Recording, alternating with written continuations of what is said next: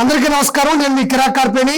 2019 నుంచి 2024 మధ్యన అధికార మదంతో, అధికార గర్వంతో, అధికార అహంకారంతో చాలా మంది ఎగిసిపడ్డారు, ఎగిరిగిరి పడ్డారు. అందులో ముఖ్యంగా చాలా మంది ఉన్నారు. అంబటి రాంబాబు కావచ్చు, వల్లభనేని వంశీ కావచ్చు, కొడాల నాని కావచ్చు, పేరు నాని కావచ్చు, రోజారెడ్డి కావచ్చు, సిరెడ్డి కావచ్చు, పజ్జి ప్రభాకర్ కావచ్చు, పోసాని కృష్ణమురళి కావచ్చు. వీళ్ళందరితో పాటు ఇంకొక వ్యక్తి ఉన్నాడు, బోరుగడ్డ అనిల్. నోరు తెరిస్తే నారా చంద్రబాబు నాయుడు గారిని, లోకేష్ గారిని, పవన్ కళ్యాణ్ గారిని, మిగతా సంబంధించినటువంటి నాయకుల్ని, ఇంట్లో ఆడవాళ్ళని ఎంత దారుణంగా మాట్లాడినాడో నేను ప్రత్యేకంగా చెప్పనక్కర్లేదు. కర్మ సిద్ధాంతం అంటూ ఉంటారు. ఎక్కడైతే మనం తప్పు చేస్తామో అక్కడే కర్మ అనుభవించి అక్కడే శిక్ష కూడా పడుతుంది అంటారు. దానికి ప్రత్యక్ష ఉదాహరణ చాలా చూసాం. అందులో ప్రత్యేకంగా బోరుగడ్డ అనిల్. మరి బోరుగడ్డ అనిల్ అనేటువంటి వ్యక్తి తాడేపల్లి ప్యాలెస్ దగ్గరకు వచ్చి ఆయన బాధ ఆయన చెప్పుకుంటున్నాడు. ఒకసారి విందాం. అన్నను కలిసేదాకా ఈడే ఉంటాను నేను. ఎందుకంటే నాకు జరిగిన అన్యాయం అన్నకి చెప్పాలి. పార్టీలో ఇక్కడ ఇప్పుడు నీకు జరిగిన అన్యాయం అన్నకు చెప్పాలంటే అన్నకు జరిగిన అన్యాయం ఎవరు చెప్పాలా? అన్న దృష్టిలో అది అన్యాయం, ప్రజల దృష్టిలో అది న్యాయం. సొంత చెల్లిని, కన్న తల్లిని బయట దోసేసినాడు. సొంత బాబాయిని పైకి లేపేసి సునీతమ్మ గారిని అనాథం చేశాడు. ఆంధ్ర రాష్ట్రాన్ని 14 లక్షల కోట్ల అప్పుల్లో ముంచేశాడు. అలాంటి వ్యక్తి ఆయనకు అన్యాయం జరిగిందని తిరుగుకుంటా ఉన్నాడు. ఆయన ఎవరు చెప్పుకోవాలా? నువ్వేమో తాడేపల్లి ప్యాలెస్ దగ్గరకు వచ్చావు, ఆయనేమో యహంకా ప్యాలెస్ దగ్గర ఉన్నాడు. ఎవరు చెప్పుకోవాలా అని ఇక్కడ పార్టీ ఆఫీస్ లో ఏం జరుగుతుందో అన్నకి చెప్పాలి. జెండా పట్టుకొని రోడ్డు మీదకి వచ్చి కష్టపడి తిరిగి చెప్పులు లేకుండా జగన్మోహన్ రెడ్డి గారి కోసం స్లోగన్స్ ఇచ్చుకుంటా ర్యాలీలు చేస్తే తెలుసుద్ది.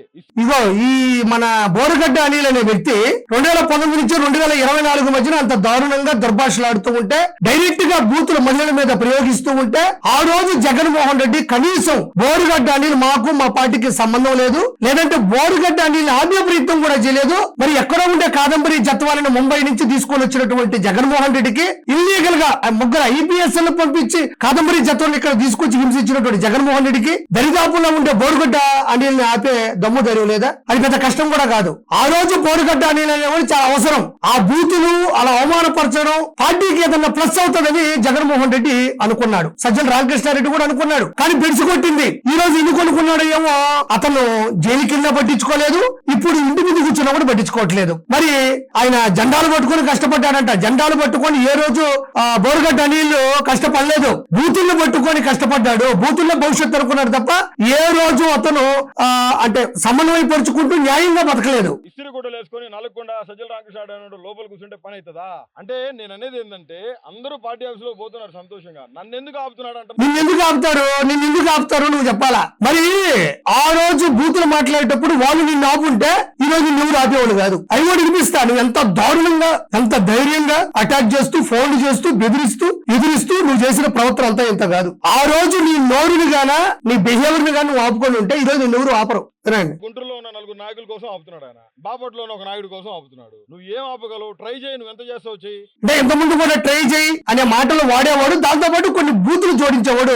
ఇప్పుడు మాత్రం ట్రై చేయి అనే పదాలు మాత్రం వాడుతున్నాడు. నేను ఇక్కడ గుడిసేసుకొని రోడ్ లో ఒక చిన్న మంచం వేసుకొని పడుకొని జగన్ కోసం పనిచేస్తానికి సిద్ధమైన ఇప్పుడు కూడా ఏం మాట్లాడుతున్నారు లోపల పార్టీ ఆఫీస్ లో? పార్టీకి వ్యతిరేకంగా వచ్చి కూర్చున్నాడని. నేను ఏమన్నా 10,000 మంది ధర్నా వేసుకొని కూర్చున్నానా? నేను చాలా పీస్ఫుల్ గా జగన్మోహన్ రెడ్డి గారిని కలిసేదానికి లోపలికి పోనీపోతే ఇక్కడ బయట కూర్చున్నా. నేను లోపలికి పిలిచి నేను అన్నాను కలిసా కదా పోయి. జగన్మోహన్ రెడ్డి గారి కోసం వెయిట్ చేస్తాం. జగన్మోహన్ రెడ్డి గారితో నేను నా భార్య వెళ్ళి మాట్లాడతాం. మాకు జరిగిన అన్యాయం ఆయనకి చెప్తాం. ఎందుకంటే ఇవన్నీ ఆయనకి తెలియదు.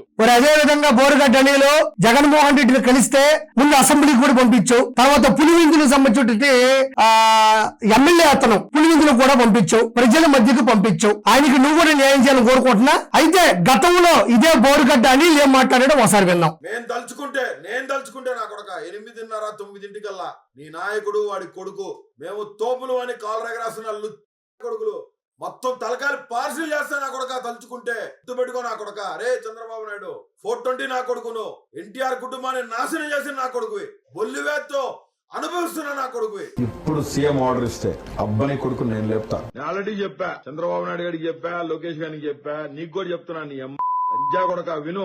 జగన్మోహన్ రెడ్డి జోలికి వస్తే ఏ నా కొడుకు చంద్రబాబు నాయుడైనా, వాడమ్మ నా కొడుకు, వాడయ్య ఖర్జూర్ నాయుడైనా, లోకేష్ గాడైనా, నా కొడకల్లారా రాత రాసిన భగవంతుడు కూడా మిమ్మల్ని కాపాడలేడు. రాసి పెట్టుకోండి లంజా కొడుకల్లారా. అయితే ఇది సాక్షాత్తు జగన్మోహన్ రెడ్డి అధికారంలో ఉన్నప్పుడు జగన్మోహన్ రెడ్డికి తెలిసి జగన్మోహన్ రెడ్డి ప్రతి వీడియో వింటూ ఎంకరేజ్ చేస్తూ ముందుకు తీసుకెళ్లిన వీడియోలు ఇవి. ఇక్కడ చంద్రబాబు నాయుడు గారి గురించి, వాళ్ళ నాన్నగారు గారి గురించి, నారా లోకేష్ గారి గురించి, మిగతా నాయకుల గురించి ఎంత దారుణంగా మాట్లాడినాడో వినండి. అవి నేను మళ్ళీ వినిపించే ప్రయత్నం కూడా చేయను, దాని గురించి నేను మాట్లాడదలుచుకోలేదు. ఎంత దారుణంగా తప్పులు చేస్తే చాలా వరకు చెప్తారు ఈ జన్మలో తప్పు చేస్తే మరి జన్మలో అనుభవిస్తామని, కానీ ఈ జన్మలో ఇంత దారుణంగా తప్పు చేస్తే ఈ జన్మలోనే రిజల్ట్ వస్తుందని చెప్పడానికి ప్రత్యక్ష ఉదాహరణ బోరుగడ్డ అనిలు. ఇక్కడ గంట టైం ఇస్తే అబ్బా కొడుకులు లేపేస్తా, కుటుంబంలో ఆడవాళ్ళని కూడా అనుసంధానం చేస్తూ మాట్లాడేటువంటి మాటలు ఎంత దారుణంగా ఉన్నాయంటే నేను మళ్ళీ వినిపించే ప్రయత్నం కానీ చెప్పే ప్రయత్నం కూడా చేయనక్కర్లేదు. ఈ బోరుగడ్డ అనిలు ఆ తర్వాత చూడండి జైలుకి వెళ్ళాడు. కట్ చేస్తే